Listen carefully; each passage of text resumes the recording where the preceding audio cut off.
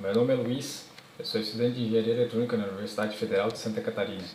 Hoje irei apresentar o trabalho desenvolvido sobre a implementação do modelo neural Perceptron para estudo da potência dissipada e área total estimada como análise do custo computacional.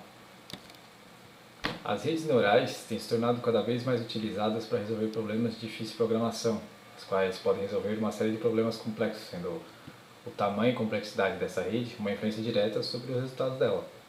Dentre a utilização dessas redes, podemos citar o reconhecimento da escrita, fala, direção de veículos autônomos, codificação de vídeo, entre outros. Porém, o problema é que elas se mostram computacionalmente muito custosas comparadas a outros tipos de soluções, como machine learning, por exemplo.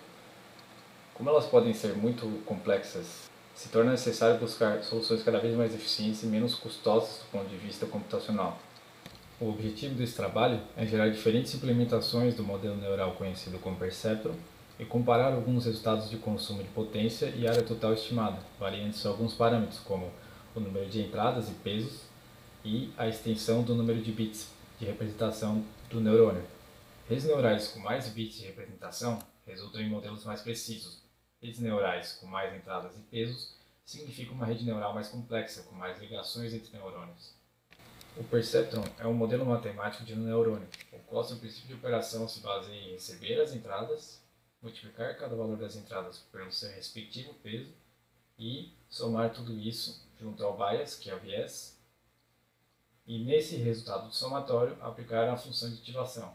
Essa função de ativação utilizada nesse modelo foi a função sigmoide.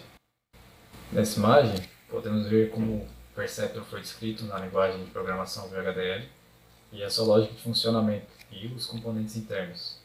Aqui podemos ver o número variável de entradas, soma ponderada de tudo isso. Podemos ver que, ao término do somatório, para a otimização do processamento, a lógica decide ou entre buscar o valor da função de ativação na memória, ou já definir o valor da saída diretamente com o valor da entrada. Já nessa imagem podemos ver como todo o hardware foi descrito. Só a maioria ele foi descrito em Python, devido à necessidade de se gerar diferentes blocos com diferentes entradas, pesos, número de bits, representação da sigmoide na memória.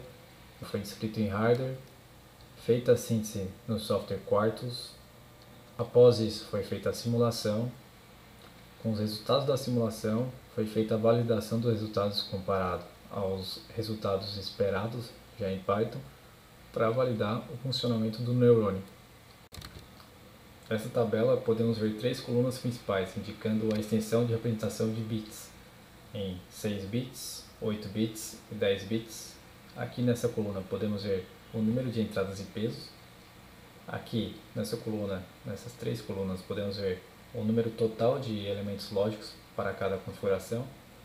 E nessa outra coluna, que temos três iguais também, podemos ver a potência total dissipada em cada configuração. Em relação à dissipação de potência, a gente pode ver uma boa linearidade entre o crescimento da dissipação de potência total e o aumento do número de entradas e pesos. Aqui nesse gráfico a gente pode ver a mudança da representação dos bits de 6 para 8, 8 para 10, 6 para 10, em cada número de entradas de 3, 4, 5, 10, 20 entradas e pesos.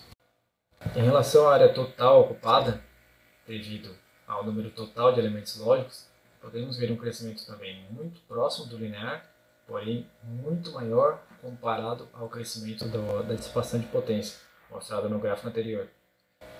Já nesse gráfico à direita, a gente pode ver o crescimento relativo do número total de elementos lógicos, para 6, 8 e 10 bits, em relação ao acréscimo do número de entradas e pesos. Por exemplo, aqui podemos ver que para uma representação de 10 bits em amarelo, temos um acréscimo comparado à mudança de 5 para 10 entradas de 207%. Para concluir, com este trabalho notou-se que, com o acréscimo do número de entradas e pesos, houve um aumento muito maior do número de elementos lógicos do que na potência total dissipada. Também precisamos fazer testes com redes neurais já montadas para testar as diferentes configurações do neurônio Perceptron, a fim de avaliar melhor a sua ocupação diária, consumo de potência e a sua precisão para essas diferentes configurações.